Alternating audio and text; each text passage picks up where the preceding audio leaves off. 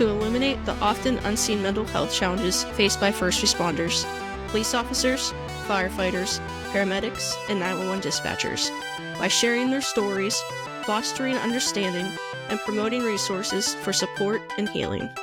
We aim to break down stigma, advocate for improved mental health services within the first responder community, and inspire hope and resilience. This is the Weight We Carry podcast. What's going on, guys? It's Bart with the Weight We Carry podcast, and today we are very excited to have Mr. Dennis Carradin, a licensed professional counselor and also a trauma specialist, amongst other things. Sir, how are you doing today? I am excellent. Thank you. Thank you very much for having me on. Well, the thanks is ours. Honestly, we're really excited to have you on. I know you're going to be a wealth of knowledge with all the questions that we have today. It's going to be a good one. So, sir, if you could just further introduce yourself for us. Sure.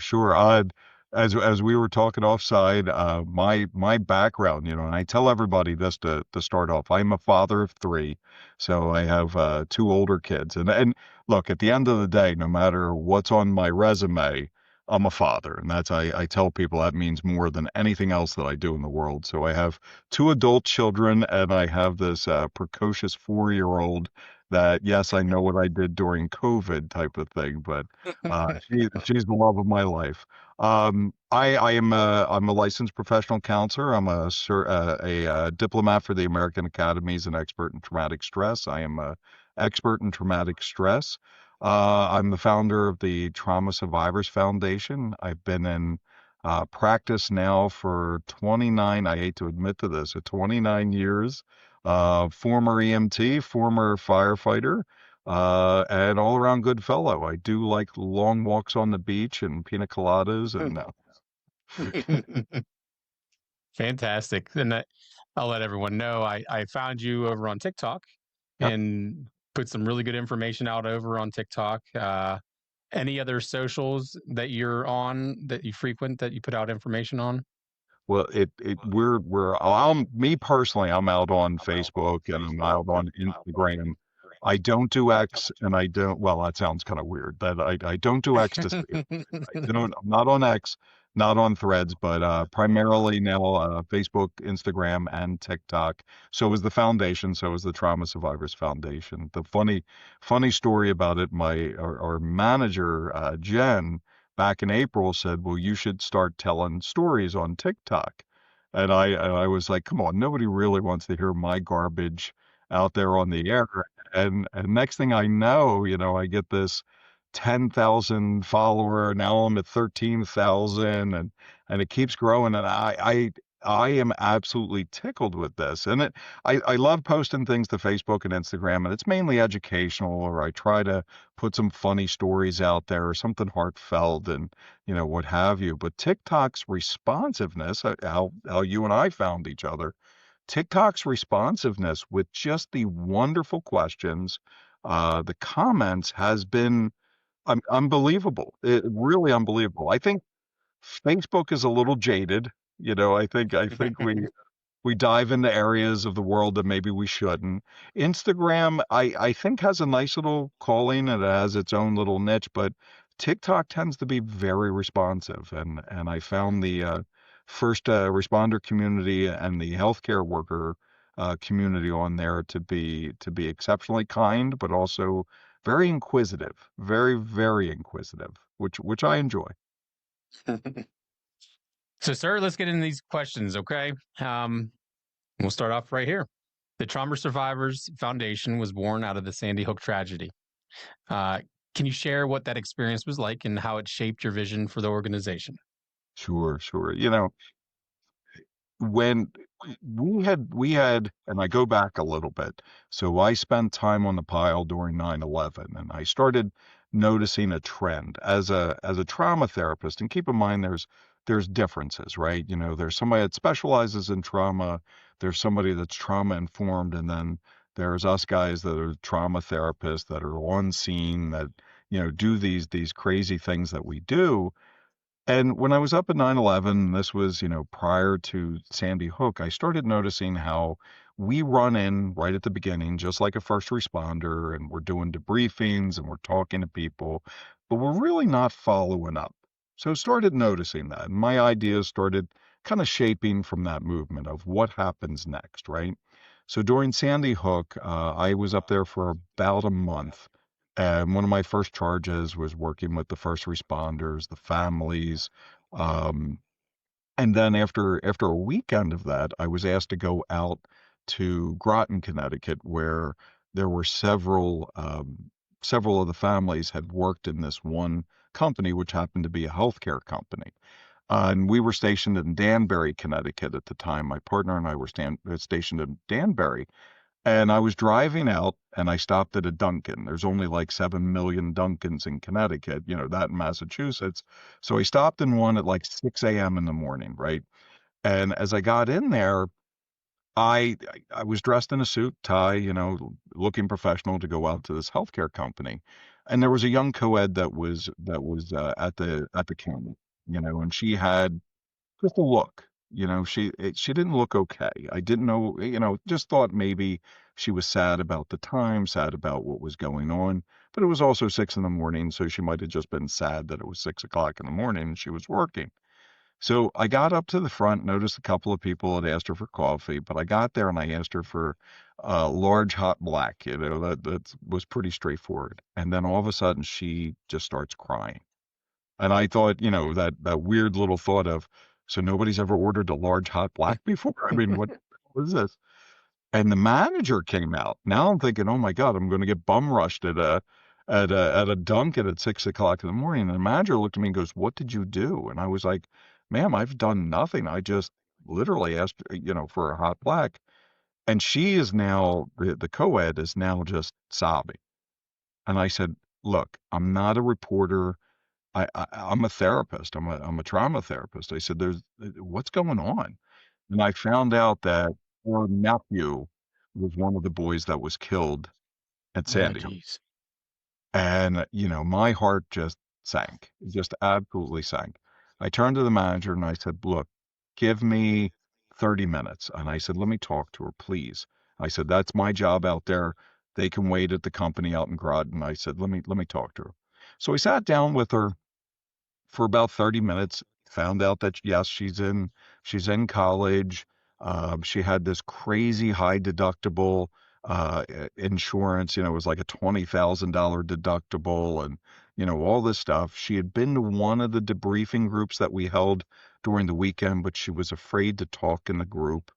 And I thought, Okay, so what are you going to do for yourself?" And she said, I don't know. And I said, "Well, we're going to do something here." I called a buddy of mine that's in Stanford, and I said, "Look, I have somebody out here. I'm going to pay for 10 sessions." I said, "One, you're going to give me a discount, and two, you're going to have her for 10 sessions." And so that's where the foundation started, was what happens afterwards. Now, the funny part about it is that her, or our person that started this foundation, is now a clinical social worker, and she's working with domestic violence survivors and so forth, and she's absolutely amazing. I've followed her all these years, and she's just this bright sunshine in the world. But what we did was we started this 5-session model that after these tragedies, that if somebody contacts us, we would go into our network of about 2,800 therapists, and they get to see them for 5 free sessions. Not only are we going to go in there to begin with when we're called to do the debriefings, but we wanted to do the follow-up. And then from there, we morphed a little bit. We were like, well, okay, well, we got this network, but we need to bolster the network. So we started training therapists, and we started training first responders. So I think total, we've trained 5,000 plus first responders on how to Wow. be supporters, crisis interventionists, and so on. Then we got hit by the pandemic. So tons of trauma there, and we decided to shift a little bit, and we started the Hospital Heroes Food Drive, and we delivered over 200,000 meals to about 126 locations, which were fire stations, police stations, hospitals, you name it. And then my partner in crime decided we should start looking at doing a therapy dog program. So we've a lot, but we've held pretty steady to the education component and the mental health component. That's fantastic. Fantastic. So, what gap did you see in the aftermath of Sandy Hook? How did that make you realize this foundation needed to exist? It the gap was, what do we do afterwards? Like, my training was about coming in the minute. Like, look, you have a mass shooting, you have a tornado or hurricane, and I've been to all of those, which you go initially to make sure people are okay. And you say, well, we'll check up with you in 2 weeks or whatever it is. And we try to stabilize them, psychological first aid. But the gap was, what happens afterwards? When everybody leaves, you're still dealing with this trauma. We've come in to hopefully mitigate the stress for you so it doesn't fall into PTSD or what have you, because you got like a 30-day window of symptoms becoming increasingly worse and settling in within the diagnosis of PTSD. But it was like, okay, so what happens a month later? What happens 6 months later? So that was the gap. And then that need was like, look, I need to fill it. And I'm a part of 3 international trauma firms, so I had already, had this wonderful relationship with other therapists in the world. And I said, look, this is our concept. What do you think? And they jumped for it. And Yeah. now with the peer support, it even becomes, I think a greater need, because now you're not only looking at immediacy, but with a peer support, you could check in with them at the department, or you could check in with them, during a shift. And so it just becomes that follow up. So that gap, to answer your question, you asked me what time it is. I told you how to build a clock, right? That gap was, we needed to provide that after, that stuff that ultimately is going to get them healthy. Yeah. So, when you reflect on where the foundation was and where it started and where it is today, what are you most proud of? What am I most proud of? I it, the resilience of everybody that's been with it. That when you come up with an idea, and keep in mind, our sometimes ideas work and sometimes don't. And everything, any movement that you have always starts with one person, like what we did.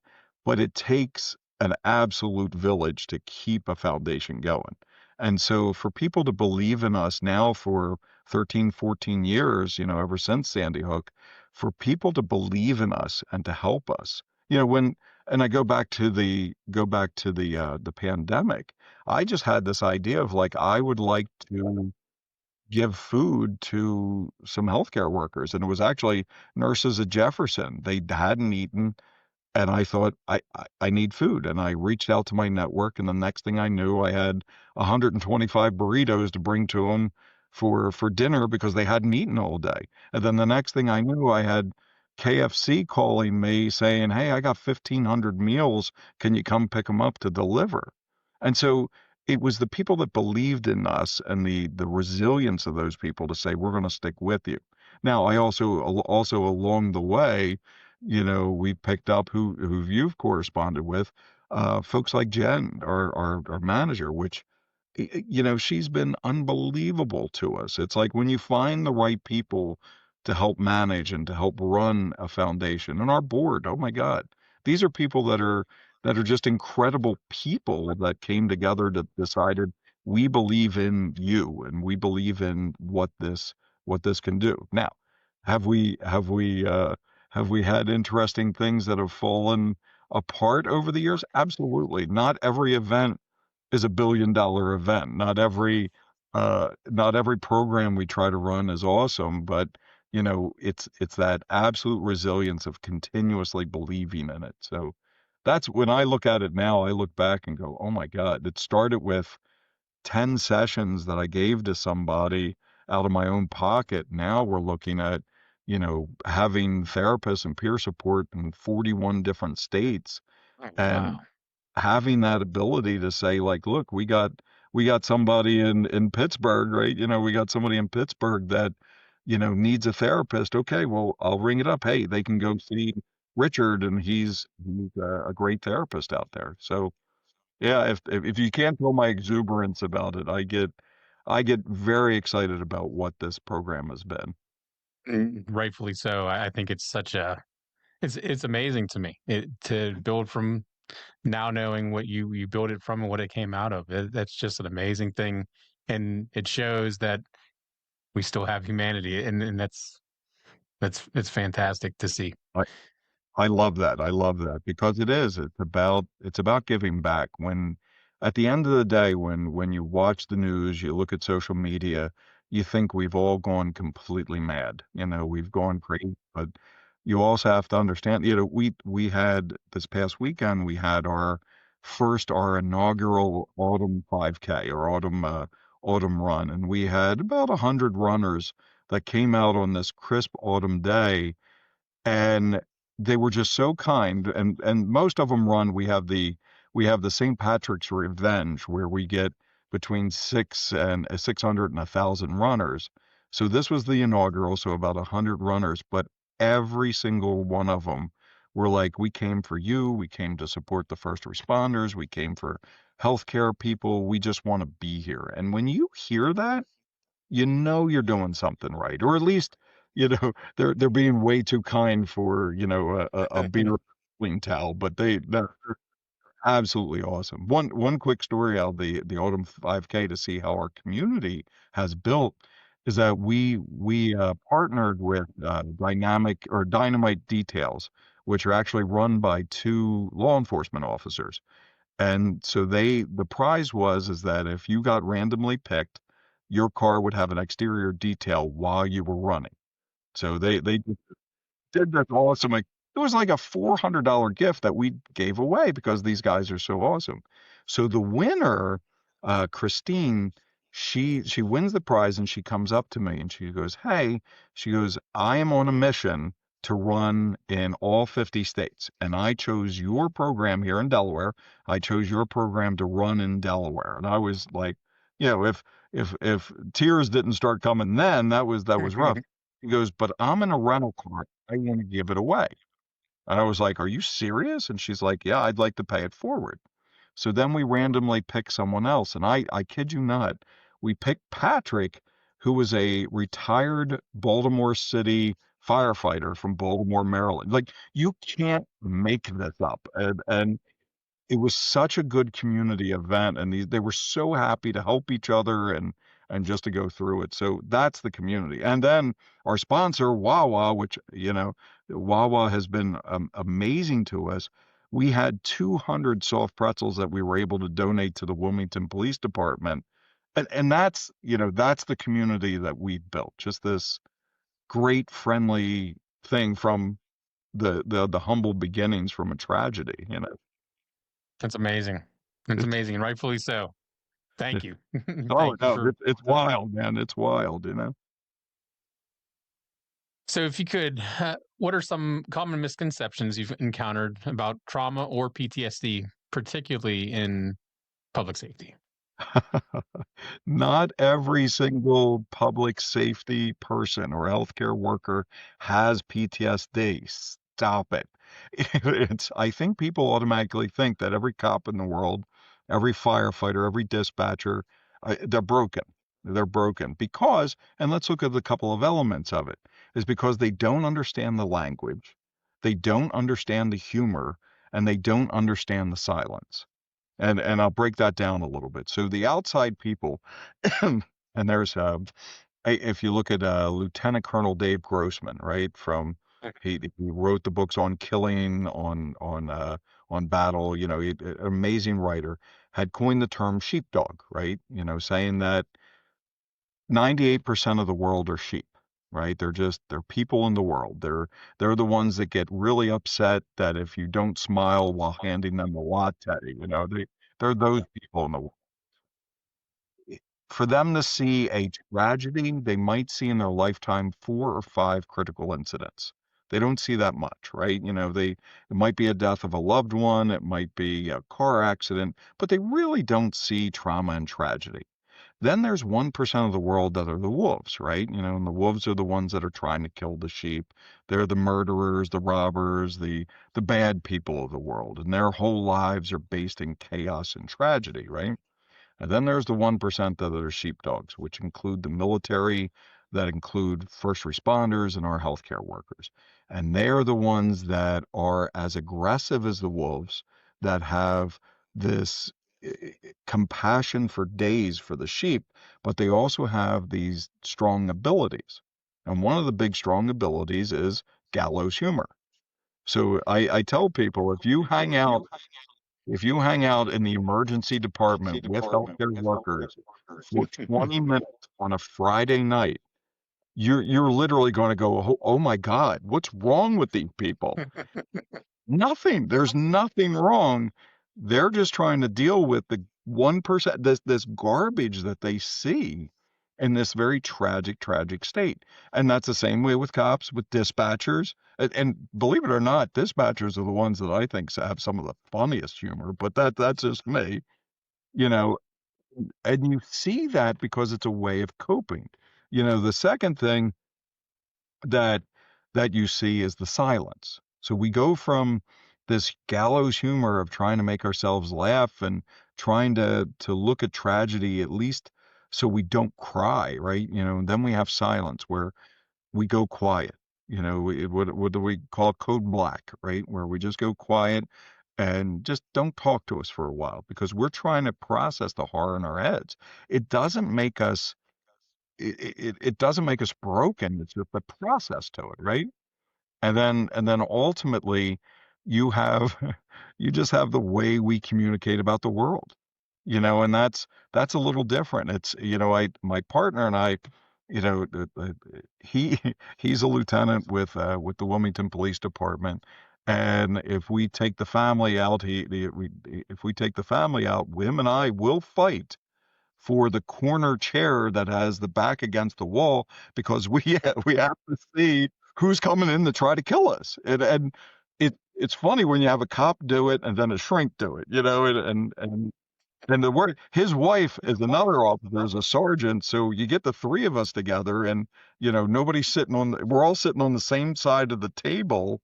So it's how we translate. So number one, we have to kind of talk about not every single person has PTSD based on our value. So I think that's the number one misconception. I think number two is our silence is deafening. So remember, we're still in an era right now that we don't openly talk about our struggles. We're still rubbing a little bit of dirt on the wound, and we're told to get out there and just do it, right? So there's still some boomers that are running departments. There's some of me, the Gen Xers out there running the departments and so forth, that we weren't taught to talk about our feelings. And let's look at that for a second. There's a difference between being ignorant, and being a little misguided. Ignorant means is that, you're not doing this because damn it, we're not doing it and it's tradition and we're not talking about it and suck it up, buttercup, and move on. Misguided is where you just weren't taught to talk about your feelings. You weren't taught by your parents or by staff or whoever it is just to come out and say like, wow, that was a horrible day and I just need somebody to unload on, because ultimately that translates to weakness where in fact it's not. Now, when you are sucking it up and you're holding it in and you're suppressing it, then you're not really addressing the issue that's going on with you. And that's where we find a lot of first responders and healthcare workers in trouble because they won't go out and seek help after that, right? So like I said earlier, with PTSD, we have a 30-day window of time. And so that basically means from the inception of the critical incident to when PTSD starts to manifest is about 30 days. That's how we determine the diagnosis in the DSM-5-TR, the Diagnostic Statistic Manual. So the question comes in, when do first responders and healthcare workers go and actually talk to somebody about that initial problem? So, it's the old joke. When's the next Olympics? Oh, never. They're not going in at the time. And we also see that with health wise, because it takes an act of God for us to go to our primary care physician to say that we have something physically wrong with us. Like literally, a limb has to fall off before we go. Like it's the old skit from Monty Python, right? Oh, it's just a flesh wound, and it's so stupid, but that's how we run our lives, right? So true story. And again, I'm building you a clock here. Sorry about that, It's but fantastic. but in the mix of COVID, and I tell this story because I want people to hear it, and and I'm proud of the end result, not proud of how it came there, is that during COVID, I found out that I needed an aortic valve transplant in my heart. Apparently, the symptoms that I were having weren't little or weird. I actually ended up having calcified material in my heart where you're not supposed to. So in the midst of the pandemic, I had to have this heart surgery. Prior to that, I went to a doctor and they said, "Oh, you have a murmur," and I was like, "Pfft, I guess I need a new doctor. I don't have a heart murmur. You're stupid." Were you having problems walking down the street? Well, doesn't most people take an Uber for 3 blocks? Come on, that makes sense to me. And it was all this stuff that I was denying, and then I came in to find out that, wow, I made it to the point where I had 6 months to live, and they couldn't do the surgery for 5 months because of the pandemic. And then when I got the surgery, oh my God, I felt, like this new amazing person. And why I say that is because we let things go, because we put everybody else's pain in front of ours, and we don't take care of ourselves appropriately. We don't do it emotionally, we don't do it mentally, and we clearly don't do it physically. And so if we Yeah. started doing that, then the reduction of PTSD is going to be there. So that's another of the misconceptions, is we don't do ourselves any damn favors, and we end up with Yeah. it. We're the worst patients. No, well, that The that worst patients. we'll go kicking and scream, okay, and it's Put some tape on it, you'll be good.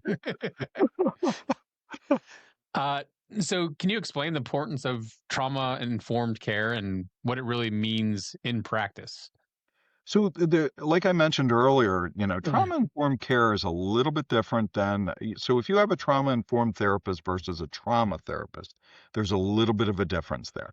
A trauma-informed therapist is somebody that understands the mechanism of trauma within the system. They understand that if you had a traumatic incident or you've had trauma in your life, meaning that parenting was rough, or you grew up with an alcoholic parent or whatever it is, that ultimately that's going to change.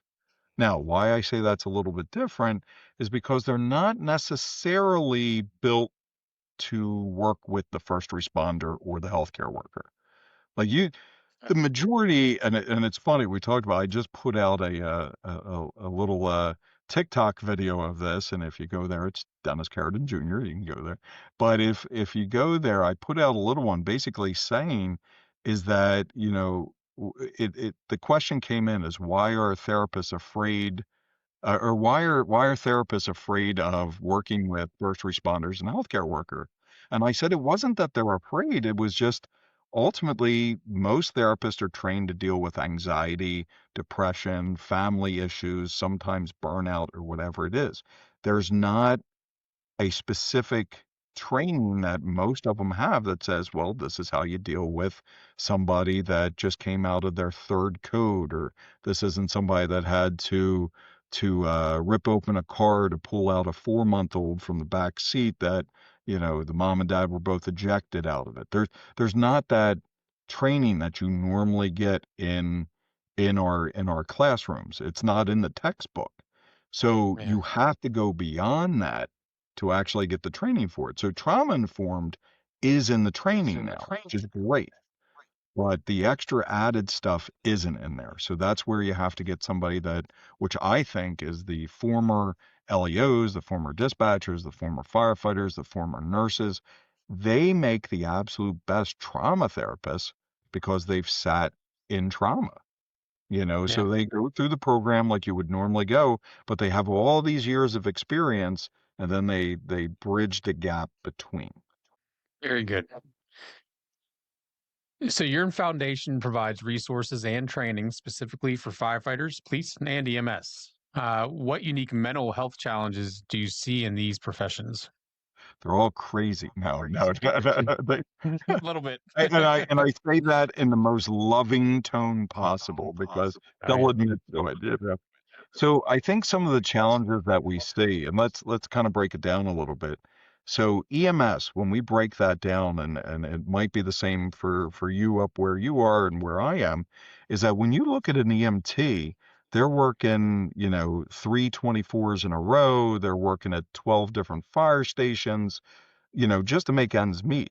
So Oh yeah. with EMS, it becomes a time issue. Like it's really tough for them to find a therapist for a time issue. So that's a unique challenge for EMS. Policing, when we go to policing, it's who they trust and who they don't trust. If you like I tell people, I am honestly honored every single time that I get a phone call for any first responder, any healthcare worker to come in and choose me as a therapist. I'm honored for that, but that also means is that it's been years of me building trust. And so trust is a big thing.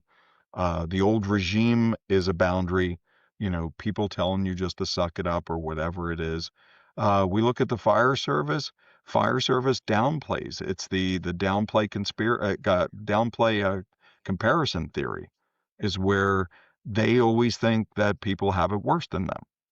And Yeah. and conversely, if you look in all the realms of first responders, firefighters have the highest rate of suicide because of that downward comparison. They don't think they have the majority of the issues. But, you also have to kind of look at it. It's the big boys network, right? Everybody suck it up and, Yeah. rub some dirt into it. Let's go to the bar or let's go to church and hoist a few prayers. And, you get a lot of that, but then ultimately it just masks what the problem actually is. So, and then you get into healthcare, and healthcare is, as we talk about, being the worst patients themselves. If I get if I get a nurse to walk in here, that means this nurse is broken. She is beaten up and banged up because they think in terms of shifts. Like if I do this 8-hour shift, then I could get a spa day. If I do these 3 doubles in a row, I can go on a vacation. And they think in terms of shifts. And so they put all of their stuff into it to get what they want, but they also forget how bad this stuff is just pounding on them. And Right. then when my docs walk in, forget about it. My docs walk in because something just blasted them. So it is that comeuppance of all the stuff that happens. So there's a boundary with that and a problem just almost like the immediacy of the need. Like I would love for them to come in and say, I'm a little sad, a little anxious, and might need to start talking to somebody. If I got you right Yeah. there, then we're golden. But it's normally like, here's this catastrophic event, and I am completely broken. So, Well, we've sort of seen interviewing police officers, and they seem to be the minority to who we have on the show. yeah, Um, and we've come to find out that on their side of things, if they reach out to either admin or other officers for that peer support, it is really looked down yeah. upon them because then their partner doesn't think they're in the right mind state to what if something goes awry, so I think on that side of the police side of things, it's even harder for them to reach out, and that's what we've come to find out too. Oh, absolutely. I think it becomes down to, we joke about it, but, none of them want entry into the rubber gun squad. Because if you Right. admit to having a problem, then you don't have my back on the street. How can I trust you if you're telling me you're falling apart?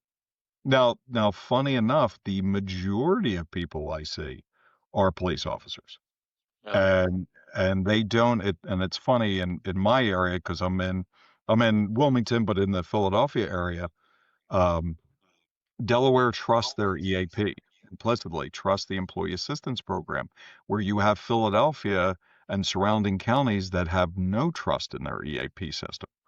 And so when you're working against those type of factors of when people don't trust the people that are supposed to help you, then you're fighting an uphill battle just to get them to understand there are people you could trust. And Yeah. so it makes it even more difficult, but it makes it interesting. Let me take that back. It makes it very interesting because that means I have to be there no matter what, or my colleagues have to be there no matter what, and we almost have to be infallible to get them to trust us. But once they trust us, oh my God, the parting of the Red Sea. It's a Right. amazing thing. So yeah, I'd agree with that assessment. It's tough to get them in because of the trust factor. So, what are other barriers that you still see preventing first responders from seeking help? And how is your organization addressing them? So, and again, these are amazing questions, and to address them very quickly, I saw this through TikTok, which I was surprised because, again, when I look at our system here, when I look at Philadelphia or I look at the surrounding counties in that area, I look in all counties in Delaware, even in Jersey and Maryland, they have really good insurances. Like down here, the Wilmington Police, Newcastle County Police, a lot of the police departments here have zero copays. Like you can go to a therapist and you are paying zero copay. Up in Philadelphia and the surrounding counties, it is a $20 copay. Now, what I've learned from TikTok and verifying people because, anybody could post a lie, right? But Sure. verifying people is that a lot of areas they don't have the mental health coverage. So when they talk about, or they can't find a therapist that accepts their insurance, so they're paying $125 to $300 for a session. And when you're looking at an EMT, which EMTs blew me away when I had some EMTs from Texas come up on some of the contents of, I said, in our area we get like 17 to 25 an hour. And I got these folks from like Montgomery and Bucks, Texas, and all that saying we're making $10 an hour. I'm Wow. thinking, yeah, how the hell are you going to how are you going to afford a $300 therapy bill? Now, don't get me wrong. I think I'm worth it. I think I'm worth some money, but it's funny that perception of, well, just go to a therapist. But if you can't if you're looking at I'm paying rent or food, I can't afford it. So the trauma survivors, we have tried, for the most part, to not only be there for them, but to offer that counseling, to offer at least 5 sessions or, reach out to me and I can talk to colleagues or I could talk to therapists to say like, look, can we get deep discounts here and get them to be seen? I am very much the advocate for creating um, those connections. Like I don't view people in terms of, you're just a number to me. You're a person and you got some stuff going on, and I want to go to the ends of the earth to make sure you're getting the help. But, and I go off of the spider web effect, right? So for every one encounter a first responder has, and especially with police officers, you, in a sense, are affecting 100 people. In those 100 people, they are affecting 100 people. In one incident, you have almost 10,000 people that are affected by you in one situation. And if you're not okay, then that simple incident can go really bad really quick. And so Sure. we have to kind of look at the way these connections work. So my job is to make sure that the people are getting the help that they need and that they deserve. So, if a first responder is listening right now and struggling silently, which a lot of us do, what would you want them to know? You're not alone. 100% you are not alone. And I have said this and I've said it nicely, look, out of the 225,000 licensed professionals that are out there in the mental health in the United States, which is a trippy number. You got to think about that. There's 225,000 of us. And everybody keeps calling, we need more mental health, we need more mental health. Well, it takes 12 years of schooling to get you licensed. It takes a long time to get licensed. But the reality is out of that 225,000, there's roughly 482 of us that specialize in first responder and healthcare care. So we're out there. You may have to search for us, but we're out there. There are peer support out there. There's groups. There's the IAFF. There's the National FOP that has wellness committees and vetted therapists that they work out. You are not alone. You will not be alone. You can make a phone call. You could reach out to me by email through the foundation, but you are not alone. And I think they need to hear that. That if you're sitting there and you are struggling and you think you're the only person in the world that has ever seen, a 5-year-old get burned to death, or you've seen a mum get beaten up, or whatever it is, no. There are people out there that have seen what you've seen and can help you through the worst day of your life. And let's, talk about the elephant in the room is that suicide, especially among first responders and healthcare workers, is 100% preventable. 100% preventable. And that says you're not alone. You could reach out, you could talk to somebody, you could email somebody. I've always said I'd rather take 10 minutes on the phone to talk to you than sit there and say your eulogy at your thing. I don't care if we talk all night. I don't want to be there saying your eulogy. I'd rather talk to you and give you a hug at the end of it. Yep. Pardon me. Okay. So your foundation has the ability to deploy rapidly across the country during mass tragedies. What does that response look like in action? What does that look like in action? A monkey fight at the zoo. The monkey, no. It's actually pretty cool because we've developed enough relationships now, not only with firms, with businesses, with EAPs and so forth, is that we'll get a phone call. We'll say like Jen takes the phone call. We'll just do it as Jen gets a phone call. Hey, we need you at X, Y, and Z. They give me a call, or they give one of my coordinators a call. We have teams all throughout, the area and so forth. Coordinator gets a phone call. They'll check in with me. We address the need of, we'll say it's a mass shooting. And we'll look at who was at the mass shooting. Well, we had police, we had fire, we had students. Okay, well, who in our network, and we start going through our network, has police training as peer support? Who has, EMS training and peer support? Who has training with kids? And then we call that team together, get them on a quick call, and then we send them to the area. I try to go, quite honestly, I try to go to as many as I can because, there's a part of me that, it's the foundation is my baby. That's my fourth child, right? It's my fourth one. But if I can't go, I know that I have therapists that can go on scene and coordinators that are amazing. When we get there, we check in, and then we start the task at hand. And it's funny, it might be palliative to start versus clinical, like meaning that we make sure people have food, we make sure people have water, simple stuff. We make sure that people call their families and their loved ones, and then we'll get them together and do some group debriefings, one-on-ones, and then eventually we do the follow-ups where we see who's affected the most, and we get them set up on that 5 session or 5-session model. Right. So, It's but amazing. it does look like a monkey shit at the fight at the zoo. What does look like. Throwing poo on you. Yeah. So how does you and the team balance the urgency of crisis response with the long-term healing that follows? Great question. One of the things that we do when we go in there, we train people to triage, right? So we do the psychological triage. And when you're doing a psychological triage, it's very similar to EMS rolling up on a car crash, right?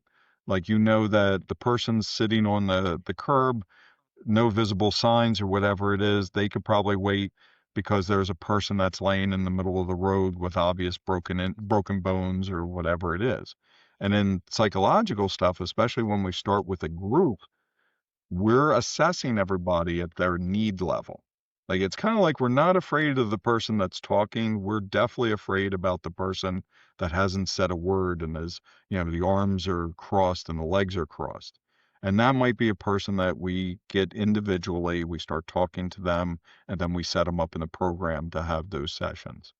So it's very much a psychological triage, and everybody is adept to that. Yeah. So, what does psychological first aid look like on the ground for survivors and first responders immediately after a traumatic event? Well, the first, like we talked about, the first thing might just be as simple as making sure that they called their loved one. Look, that's the last thing. What I found out, and this is years of doing this, and I've been to world events, I've been to local events, you name it. And the first thing that we always try to establish is connection. Like, did you talk to your kids? Like, this was a pediatric death. Did you talk to your kids? No, no, I haven't talked to the kids. Let's call them. Let's just hear their voices. Whatever it is, let's hear their voices. And it might be as simple as that to start. So you're triaging, right? You start with that. Hey, when was the last time you had something to drink? When was the last time you ate? You go with that. Do you have any injuries? Is there anything that we need to check you out with? How's your blood pressure? Where's your heart rate? You're not doing anything. We're not a medical doctor here. We're not, a nurse, but we're assessing that need. And then we start from there, then we start kind of gathering the people that are in the immediate group. We gather the other people, and we may have 2 or 3 groups running at a time, depending on, the epicenter. Maybe it's all the people that were on scene first, we have in one group as a little diffusing, or in another. And then after that, we look at like doing a formal one, a formal group with everybody within about 72 hours. Very similar to critical incident stress management and so forth. We want to bring people in 72 hours afterwards. Again, trying to mitigate the stress from going that 30 days. And then from there, we talk to them afterwards. We assess. And then if they meet the guidelines that we have, then we ask them, look, we'd like you to set up with a therapist, and here's some names, and this is what we're going to do for you. And then I know myself, my coordinators, and some of our peers will call within that week, within 2 weeks, just to check up with them afterwards. So again, it's very methodical, but Mhm. it's just everything has its place within the continuum. Sure. So, your clinicians use a range of evidence based treatments like EMDR Mhm. and trauma focused CBT, and I'm not really certain what that is. Right. How do these modalities help rewire the brain's response to trauma? And I know it's something to do with neuroplasticity and things like Yep. that.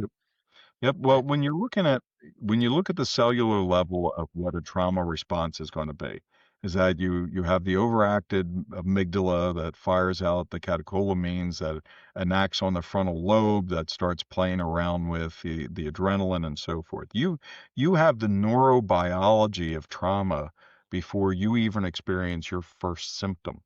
Yeah, it's wild how the brain works that way. So when you work with EMDR, what you're trying to do is actually, and I know I'll break it down very very simple with it. What you're trying to do is have a person through eye movement to desensitize themselves to the repetition of that trauma.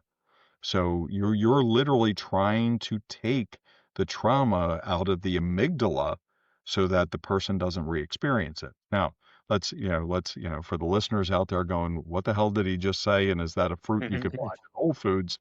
No, the amygdala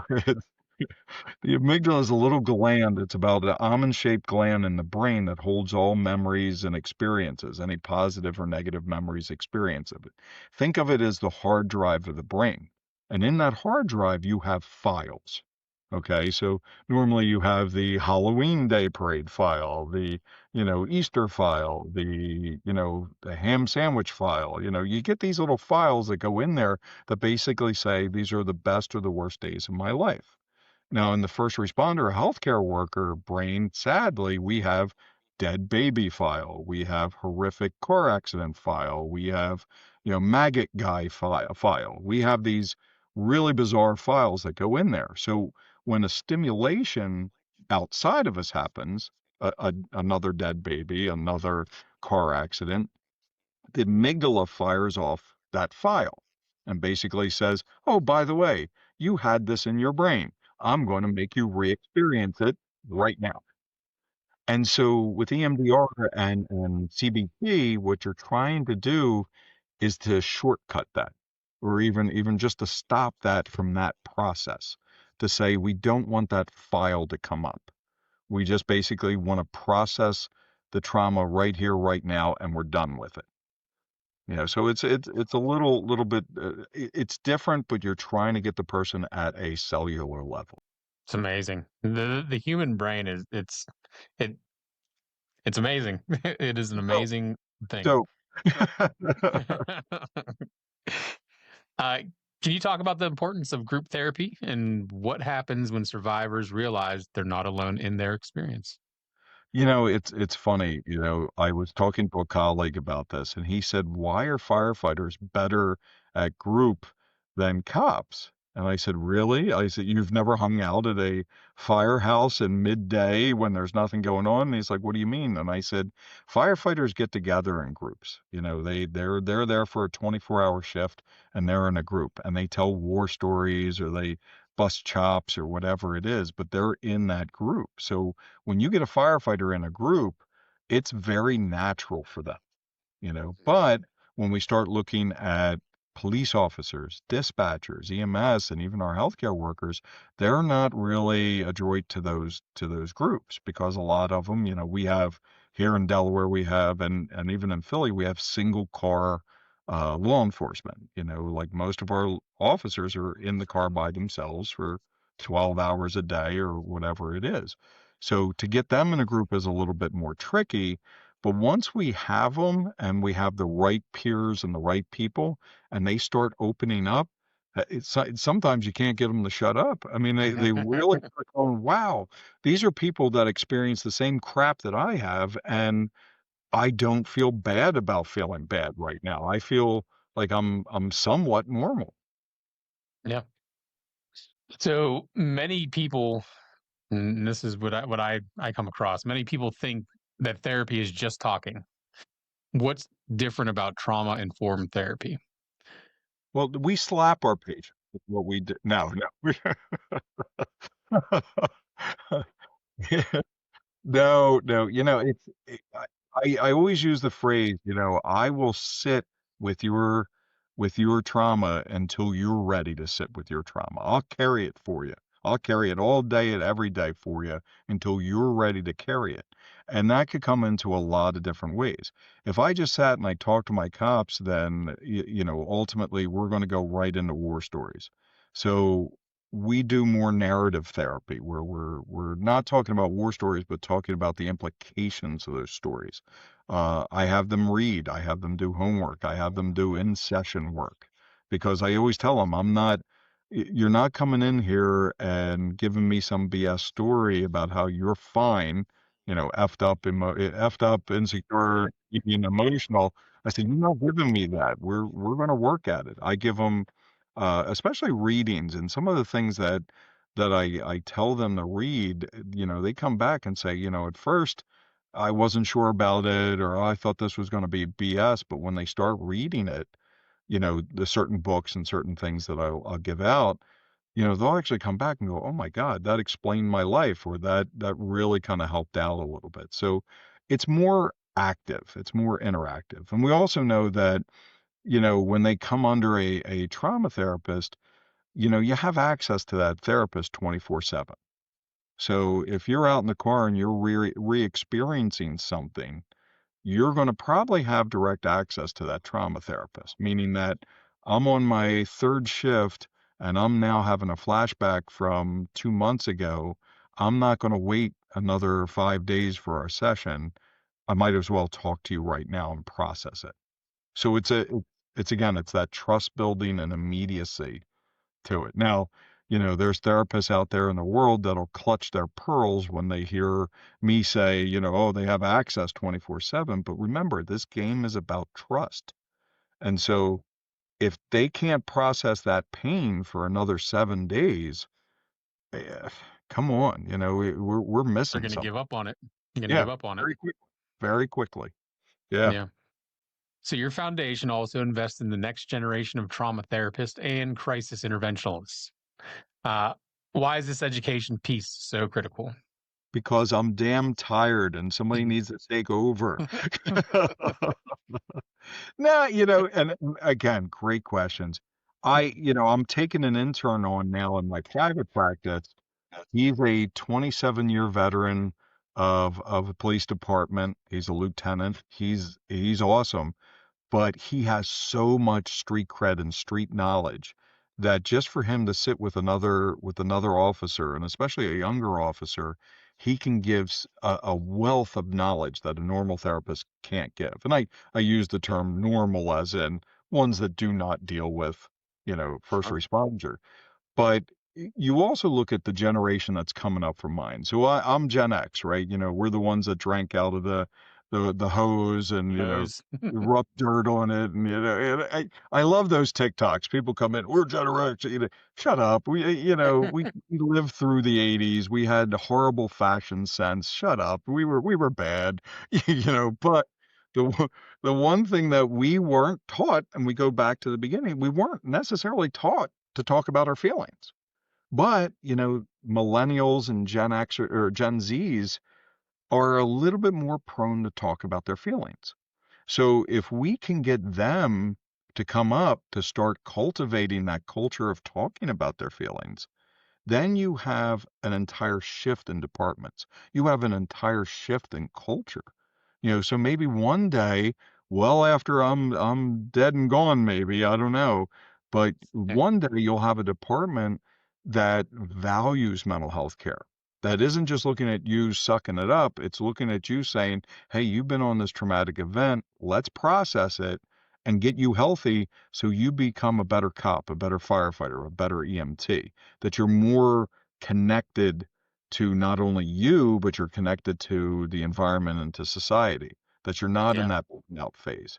So to me, it's incredibly important to educate new therapists and to educate therapists now. Like we have a program that very specifically teaches therapists how to work with their first responders and healthcare workers. And we did that as a think tank. We had 50 first responders and healthcare folks in a room, and we just asked questions for 2 days about, what do you need? What do you need from us? Like, what can therapists do? And so we got all this great empirical data and then started developing this program that's a 2-day program of how to work with first responders. That's amazing. Like I said earlier, my department is, I'm really lucky because we have this new admin that came in and they're on board with what we're trying to do. Great. And we always say on the show, it starts with compassionate leadership for sure. And I'm right on the tail end of the Gen X. I was 1979, so Oh, no, I you grew up in the '80s, and that's where it goes. yeah. Uh, You probably wore Z Catwarichis at one point. I get this, and parachute oh pants. I my get it. goodness, It's fine. yes. Wow, Zcav Ricci, haven't heard that for years. Thank goodness. Well, oh my God, they were terrible. That's look, if nothing else, anytime that you hear departments that are actually hanging in there, and that you got us old farts that are running the departments, and they say, "Hey, I'm 100% with the peer support program," you have a valuable leader. Period. That Absolutely. person gets it. That person 100% gets it. And I'm so glad that we're heading in that direction, honestly. And as we talked to before off camera, I would definitely see if we can get your group to come into Pittsburgh. I think that would be invaluable to our peer support team. 100% would love it. Would love it. Heck yeah. So, what impact have you seen from training emergency personnel in crisis intervention, not just for others, but for their own mental health? It's I've been doing it long enough now that, we've like I said, we've trained well over 5,000 first responders at this point. And a lot of them, even the retirees are still on the teams there to help. And I found that, they find absolute value in mental health as well as helping others. The give back is unreal. So once they're trained and they understand that they could have an amazing impact, then you see them wanting to help. Like if we have an incident right now, I send out a text. I know I'm going to get anywhere from 10 to 200 first responders texting me back saying, "Okay, where do you need me?" Wow. And to me, that's again, that's that cultivation of connections, cultivating a culture, but they view it as they are part of something bigger. And I think at the end of the day, that also helps, especially the retirees, stay connected, because you become, so much a part of the badge. You become so much a part of the job that when you retire, you feel lost. And that's why a lot of people just go back and they'll either volunteer at a station or they go back and they're in just another form of law enforcement, or what have you, where they go back into teaching. They want that culture because that's who they are. And so if they can help others, oh man, we got a win-win situation. Yeah. Yeah, absolutely. So the peer support seems to be the cornerstone of your work. Mhm. Uh, how powerful is it in a first responder or a survivor hears, I've been there too? Uh, you know, I was about to do the whole dude, do that. Dude. Dude, that I mean, if we want a word that's gonna surmise that, when you see that happen, and I have been on that end so many times to watch it happen and watch it work. Oh my God, to me, it makes my little shrink heart, you know, triple in size. It's that wild approach of things of saying somebody said, "Look, man, I knew you where you were, and I'm here for you." And you see the shoulders go down. You hear the deep breath that they take, that they're like, "Oh, thank God. I'm not alone in this garbage." Or when you say like, "Look, I'll be here with you through the IA investigation. I'll be here with you through, any questions. I'll be here with you, to look at all those nasty social media comments about you." They just kind of release that, oh my God, that collective sigh, and it's Yeah. it's truly amazing. I can't stress it enough of how wild it is to watch. That's why I said, dude, it's the coolest thing. It really is. Yeah. You actually see that weight just come off, Yeah, And yeah, yeah. yeah. Because that's it. You feel alone. Look, everybody experiences trauma, excuse me, trauma and tragedy differently. Each one is unique. You could have 10 people be witness to the same thing and you're going to have 10 different reactions. That's very much the truth. But to know that you're not alone in any way that you're feeling, oh my God, that's one of those things that people strive for. They want to feel like I'm connected to somebody else, because if I'm not, then what's wrong with me? Yeah. And it's nothing. You're just experiencing a traumatic reaction. So, what does a healthy, trauma informed culture look like in an emergency services organization? And how can leaders help build that? Well, it starts with less than 200 milligrams of caffeine a day. So, oh God, please, stop blowing out your hearts. God, Lord, from the monsters to what's the Celsius now, to the Zins, and stop it. That's the first thing. Let's look at a healthy culture where you're not exhausted all the time. Now, look, the work is the work, but remember, the work is not only physical work, it's emotional and mental work. So in a very good trauma-informed and healthy environment, you're not going to feel 100% exhausted. You're not going to feel like you need to start the day with a monster and then end the day with two Red Bulls while you've had 27 of them throughout the day. You just won't do that, and that's a part of another one. The other one is also, people checking in with each other. If you look at a healthy environment, people are checking in. "Dude, you okay? You just had a really bad shift. You all right? Hey, man, I saw you. You look a little down. You all right?" And not in a condescending way, but in a build-up framework way. You're going to see leadership set up training seminars. You're going to see staff, not just your frontline people, but you're going to see your backline people attend those seminars. You're going to see chat in roll calls and all that don't just extend to, hey, we have to pick up this jerk and this jerk. It truthfully is about, is everybody okay? What do we need to do? How do we fix certain things and so forth? And I think if we look at that type of environment, then you have longevity in careers, and then you have longevity in life after the career. Yeah. That's the most important thing after. Yeah. What happens after that you hang up the badge or whatever.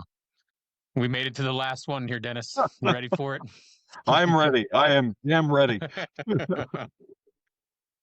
So what is next for the Trauma Survivors Foundation, and how can listeners help support or get involved in your mission? Oh, so many things. So we were saying it offline. We actually do our training seminars. We have a seminar coming up December, January, up at Temple University in Philadelphia. We actually have been talking to a university out in Chicago of going out there to work with them and have some trainings out there. We want to expand our training a little bit. Look, our network is our network, and we were always first with crisis and mental health care, but we want to train more people, and not just a training to just train you, but to train you to become a part of the network so that we can help. And I know that you could help. So training is a big one. We have events throughout the year, all over the place. So we would love to also partner with events. So if you have a conference, or if you have a seminar, or if you have a 5K or anything, we would love to partner with people. So that's our thing. We just did like I said, our autumn 5K. We have our St. Patrick's Revenge 5K coming up on St. Patrick's Day. We have the Philadelphia Beer Fest. We have the Philadelphia Cocktail Festival. Yes, there's a trend there. We know this. The way it works. We just had the Philadelphia Coffee Festival, which I had a good funny story with it. I had about 2,000 milligrams of caffeine in me. And then, so I actually, so I think I did a TikTok on this because it was so wigged out. I was driving home, and I was just playing some soulful music. I love Nina Simone and Etta James, and so I'm just playing it, and I was like, oh, and there was a section in a Nina Simone where her song "Don't Let Me Be Misunderstood." And I literally had to pull the car over because all of a sudden I had all this stuff pop into my head about first responders and healthcare workers, where, it's just a soul trying to be good, and that sometimes we're bad and sometimes we're just misunderstood. And I heard that and I'm like, oh my God, that's fun. And I'm having this existential crisis on the side of the road going, I have a 5-part TikTok series I have to do. It was silly. And then right after that, I started thinking about my kids, and I'm like, my two older ones are in serious relationships, and I thought, wow, in the next 3 to 5 years, I could be hearing wedding bells, maybe some grandkids. And then all of a sudden, I took my 4-year-old to age 25, and now I'm breaking down because my baby is now walking down to the aisle with this jerk I've never met before, but I know I don't like him. So Coffee Fest was good but bad at the same time. But yeah, no, if you go to the Nina Simone one, the "Don't Let Me Be Misunderstood," it outside of a caffeine rant, I did a 5-part playlist to it. If you go to my TikTok, it's on there, and it really talks about how that song really, even though in 1964 she didn't write it for first responders, but damn it, she should have made it the anthem for first responders. So I would tell everybody, just go to the traumasurvivorsfoundation.org, and you could pick up everything on there. Any of our events, we love volunteers. Any of our trainings, we're starting to do e-learning now. So we're gonna put little e-learning sections on there. We have a very vibrant blog series yes, if people still read blogs, we try to pump out 1 or 2 a week. And then, again, follow us on the social media aspect of things, because we're constantly posting stuff. But we post educational things. We post incident reports of, how many incidents we've been on, how many people we've helped, how many responders we've had. And then if you go to mine, you get my little rants about the world, and every now and then cute stories about, being a dad of a toddler and what have you. So that's where we are. Fantastic. Mr. Dennis Carradin, sir, thank you so much for your insight, your expertise, and your time. What an awesome interview. Lord, thank you so much, and the best of luck with this podcast, and the best of luck to you in everything that you do, and thank you for what you do. Thank you, sir. If anyone wants to be on the show like Mr. Carradin here, hit us up at twwcpodcast@proton.me. We'll see you on the next one, guys. Thank you so much again.